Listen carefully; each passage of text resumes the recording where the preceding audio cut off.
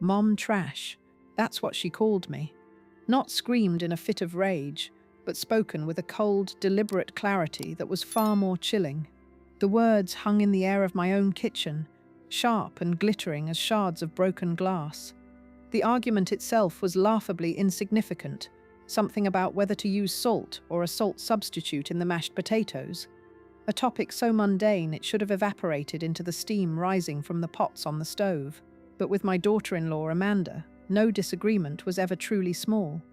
It was always a battlefield in miniature, a new opportunity for her to establish dominance, to chip away at my place in my own family, and on that particular Sunday, she decided to bring out the heavy artillery.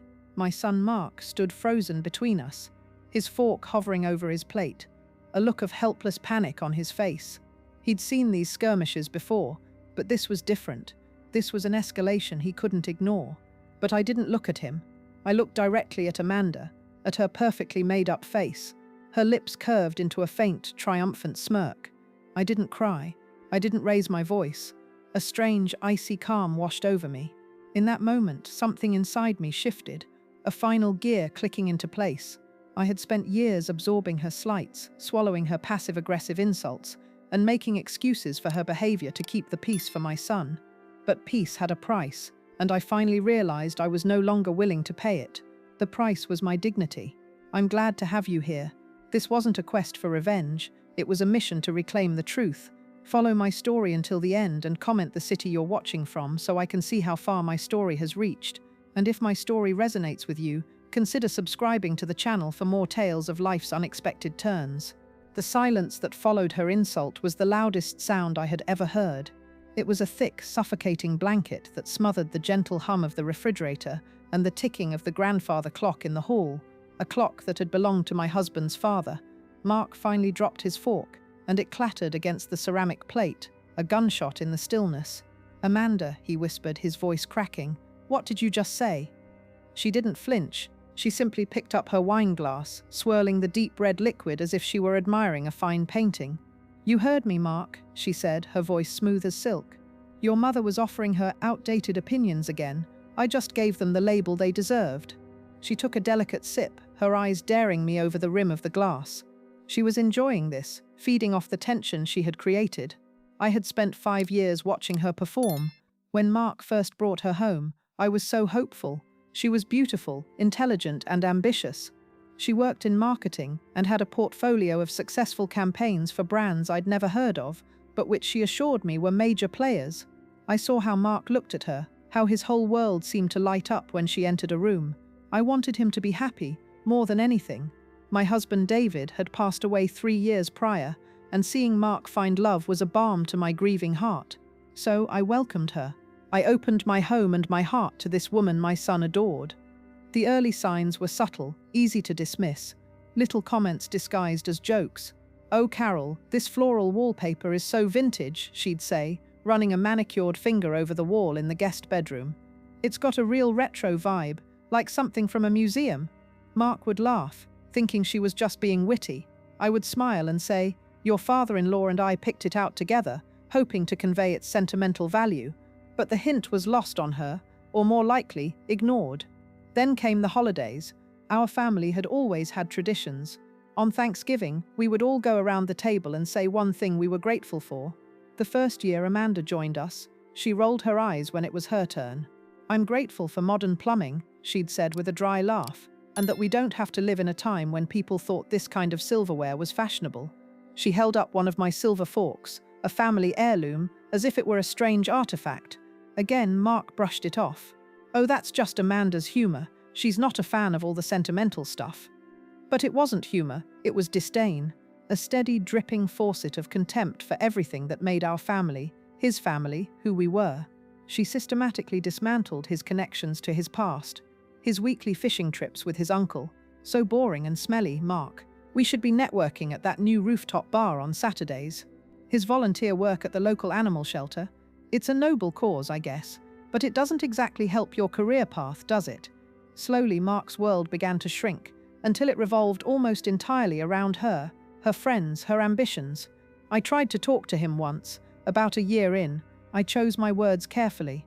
"Mark, honey, I just worry you're not seeing your old friends as much." He immediately got defensive. "Mum, I'm a married man now. My priorities have changed. Amanda and I are building a life together. You have to accept that." And in his voice, I heard her words, her coaching. It was like talking to a parrot, and I knew then that a direct approach was useless. She had built a fortress around him, and I was on the outside. So I adapted. I learnt to navigate the minefield of her moods. I kept my opinions to myself. I smiled through the veiled insults and pretended not to notice when she'd rearranged the furniture in my own living room while visiting, murmuring about improving the flow. I did it all for that fleeting glimpse of the old Mark, the son who would still, on rare occasions, catch my eye and share a silent, knowing smile.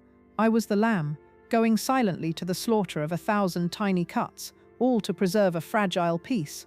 But Mum Trash was not a tiny cut. It was a mortal wound. It was the final, undeniable proof that this wasn't about different tastes or a clash of personalities. This was about cruelty. Back in the kitchen, the battle of wills continued in silence. I finally moved. I stood up, my knees protesting slightly, and began to clear the plates from the table, my own untouched. I didn't look at either of them. I moved with a deliberate, unhurried grace. I scraped the food into the trash, the delicious roast chicken I'd spent all afternoon preparing, the potatoes that started the war, the vibrant green beans. "We're leaving," Mark finally said, his voice flat. I heard chairs scraping against the hardwood floor. I didn't turn around. I just kept working at the sink, my back to them. I felt his presence behind me, a hesitant, apologetic energy. "Mum," I still didn't turn. I didn't want him to see the look in my eyes. It wasn't sadness. It wasn't anger. It was the cold, hard glint of resolve. I had been a lamb for far too long. Now it was time to be a lion. Not to roar, but to plan, to hunt, to expose the predator that had infiltrated my family. As I heard the front door click shut, plunging the house into a profound quiet, I knew exactly what I had to do. The years of protecting my son from the truth were over. Now I had to protect him with the truth, no matter how much it hurt. Now I'm curious about you who are listening to my story. What would you do if you were in my place? Would you confront her directly, or would you take a different approach? Have you ever had to deal with a difficult family member for the sake of keeping the peace? Comment below. I'd really like to read your perspective, and if you're finding value in my story, please take a moment to leave a like. It helps more than you know. For 2 days, I let the silence sit. I didn't call, and I didn't text. I needed the raw, ugly memory of that Sunday to marinate in Mark's mind without my interference. I knew Amanda would be working on him, spinning the story, painting me as the oversensitive, meddling mother-in-law. She was a master of narrative control. "Your mother is just from a different generation, darling. She doesn't understand our humor. Or worse, she's been trying to drive a wedge between us since day one. Can't you see it?" I could almost hear her soft, poisonous words weaving their way into his thoughts. My silence was my only defense against it. It created a vacuum that her excuses couldn't easily fill. On the 3rd day, I picked up the phone. I called him in the middle of the workday, knowing he'd be at his desk, away from her immediate influence. He answered on the first ring, his voice cautious. "Mum?" "Hi, honey," I said, my tone intentionally light and breezy. "I was wondering if you're free to grab a coffee tomorrow morning before you head into the office. My treat." There was a pause. I could hear the gears turning in his head. This wasn't the tearful, demanding call he was probably expecting. Yeah, I think so. Is everything okay?" "Everything's fine. I just wanted to chat." "How about that little place by the river, the Daily Grind, around 7:30? I chose the location specifically. It was neutral ground, halfway between my house and his apartment. It held no memories, no emotional baggage for either of us. It was a place for business, and what I had to do was, in a way, the most serious business of my life. "Okay, Mum, I'll see you then," he said, still sounding uncertain. That night, I barely slept. I went over the plan in my head 100 times. I couldn't come at this with emotion. Tears, accusations, and raised voices were Amanda's weapons, not mine. I had to use logic, facts, and a mother's undeniable love. I was fighting for my son's soul, and I had to be smarter, calmer, and more patient than his adversary. The next morning, the air was crisp with the promise of autumn. I arrived at the Daily Grind 10 minutes early and chose a small table in the corner, one that offered a bit of privacy. I ordered a black coffee for myself, and a latte for him. I still remembered his order. When he walked in, he looked exhausted. There were dark circles under his eyes, and his shoulders were slumped. The joy that Amanda had once brought into his life had been replaced by a heavy, visible weight. He slid into the chair opposite me, avoiding my eyes.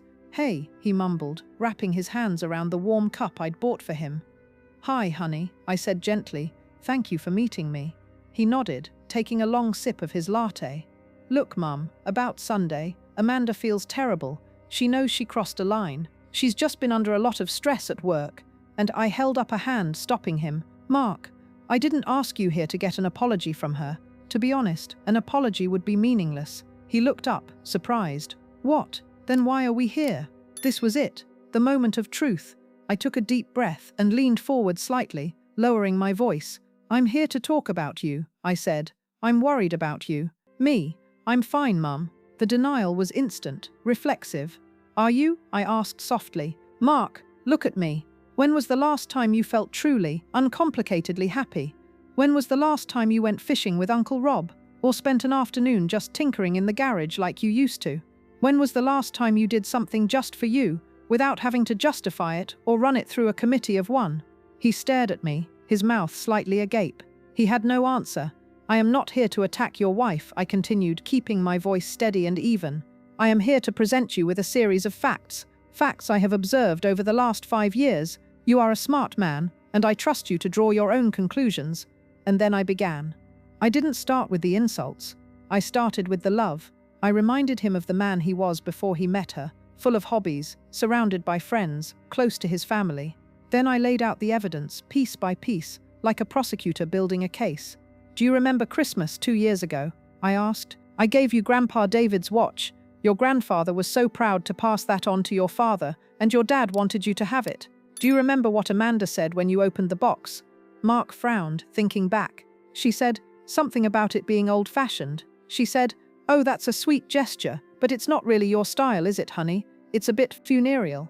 She said it with a smile, so everyone thought it was a joke. But you put the watch back in its box, and I haven't seen you wear it since. Have you?" He looked down at his hands, silent. "Do you remember last summer when your cousin Sarah got married?"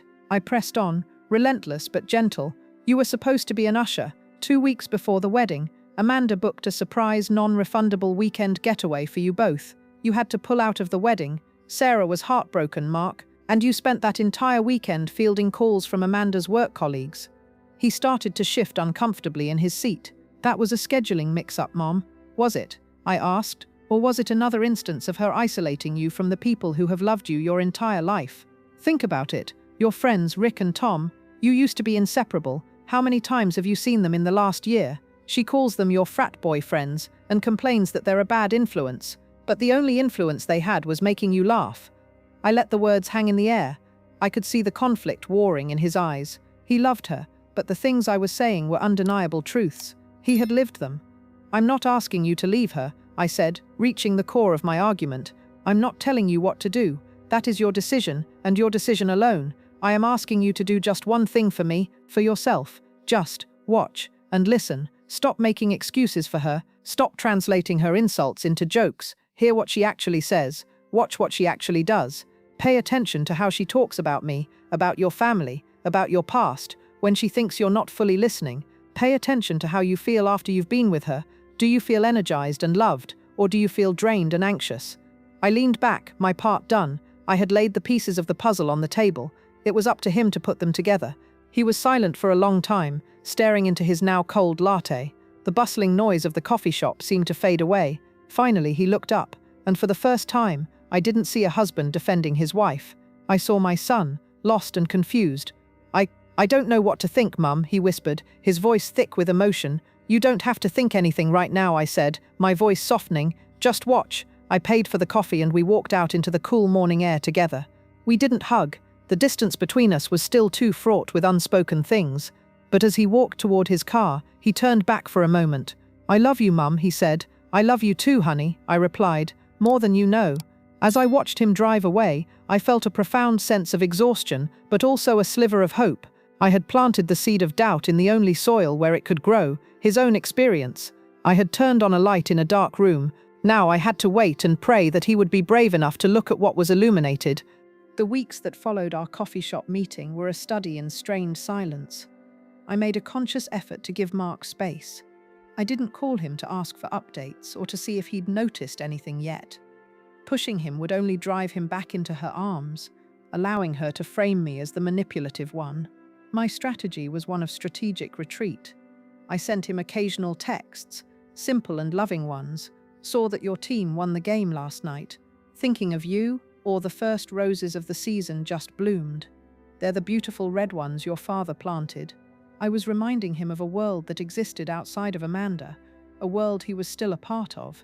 His replies were always brief, almost formal. Thanks, Mum. Good to know. I knew he was walking a tightrope.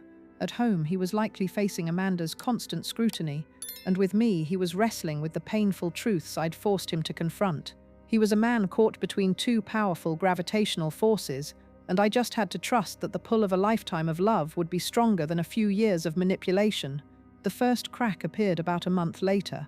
Mark called me on a Tuesday evening. His voice was tense. Hey, Mum, quick question. Do you remember that financial planner you and Dad used? Mr. Harrison? Of course, honey. I still talk to him every few months. Why? There was a pause. Well, Amanda and I were talking about our finances, and she mentioned that she'd met with a new planner who said our old strategy was all wrong. She wants to move everything into some aggressive tech funds. She said my portfolio was pathetically conservative, like an old man's retirement fund. The phrase was classic, Amanda, an insult wrapped in the guise of financial advice. Well, your father and I did very well with him. What did you think of the new plan? That's the thing, Mark said, and his voice dropped. I asked to see the proposal from her new planner. She got really defensive, said I didn't trust her judgment. Later, I found a brochure on her desk for the firm she mentioned. I called them. They have no record of any meeting with either of us. They've never even heard of Amanda. I stayed silent, letting the weight of his discovery sink in. He had caught her in a blatant lie, a fabrication designed to seize control of their shared finances. Why would she lie about that, Mum? He asked, his voice a mixture of confusion and hurt. I can't answer that, honey, I said softly, but it's a good question to ask. What was her goal? I didn't have to spell it out. The goal was control. She wanted to sever his ties to the last piece of his parents' legacy, the financial security we had worked our whole lives to build for him. That was the beginning of the unraveling. Having caught her in one lie, Mark started seeing them everywhere. He started noticing the little things I'd told him to watch for. He mentioned to me a week later that he'd overheard her on the phone with her sister. He walked into the room and she was laughing. And then Carol showed up in this hideous beige cardigan, she was saying. She looked like a walking mushroom. I don't know how Mark stands being around her. She saw him and her face fell. She quickly ended the call, claiming they were just joking around. But Mark had heard the malice in her tone. It wasn't a joke. The final catastrophic break came on a day I will never forget. It was the anniversary of my husband David's death. It's always a difficult day for me, and Mark has always made a point of spending it with me. We have a quiet tradition. We go to the cemetery with flowers, and then we go to an old Italian restaurant that David loved and share stories about him.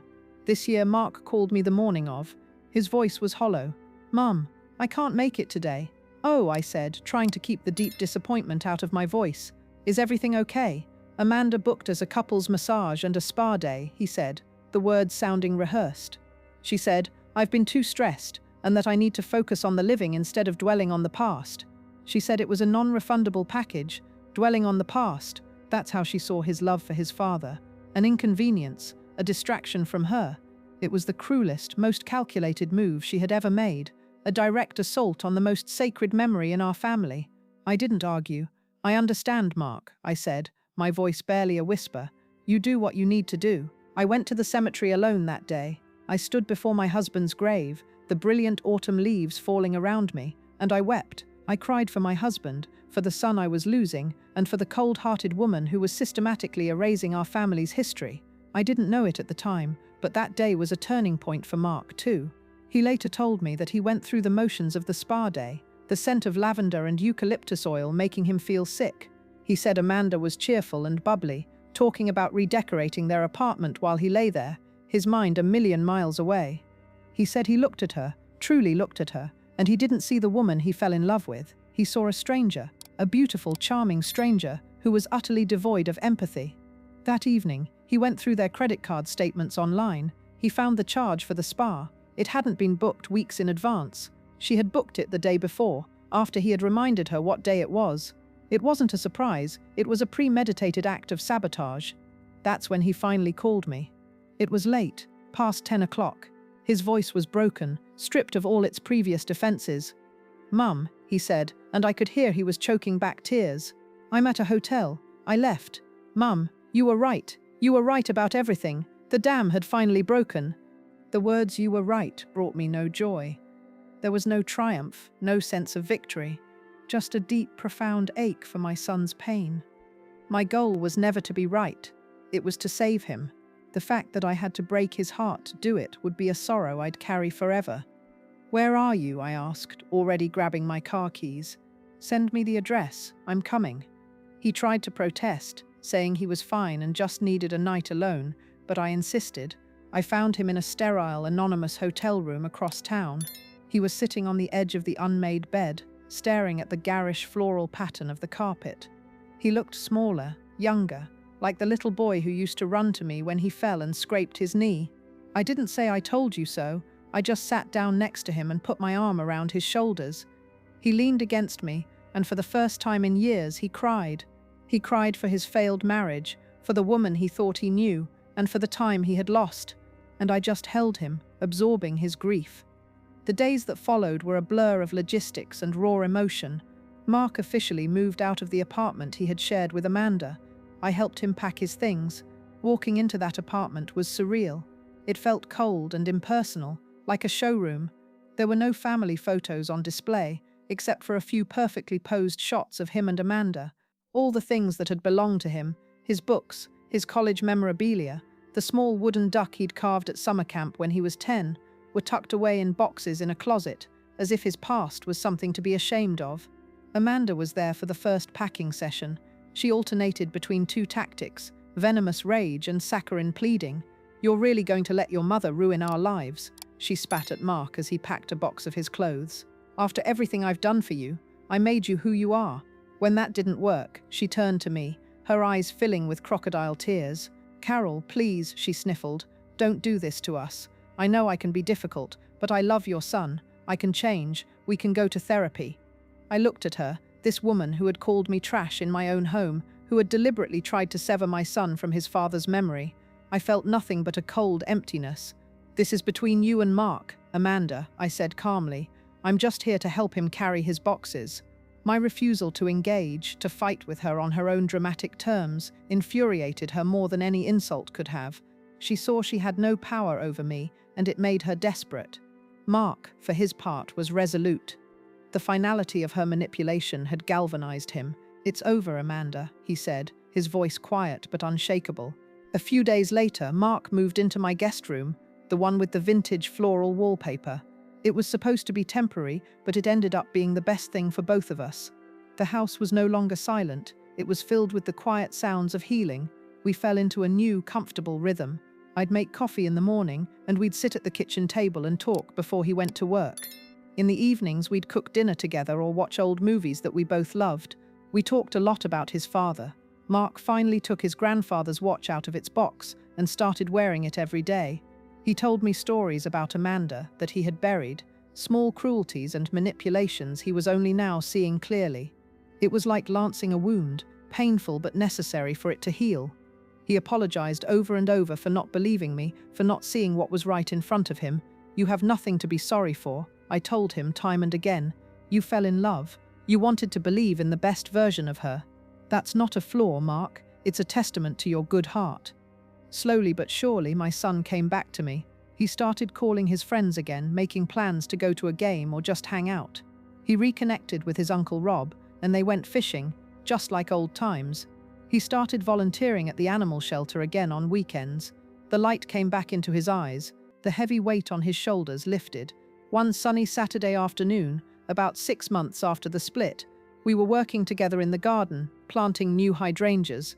Our hands were covered in dirt, and we were laughing about some silly memory from his childhood. He stopped, looking at me, his expression full of a love and gratitude that filled my heart to bursting. "Thank you, Mum," he said, "for not giving up on me." "Never, honey," I said, my voice thick. "Never. My daughter-in-law called me Mum Trash,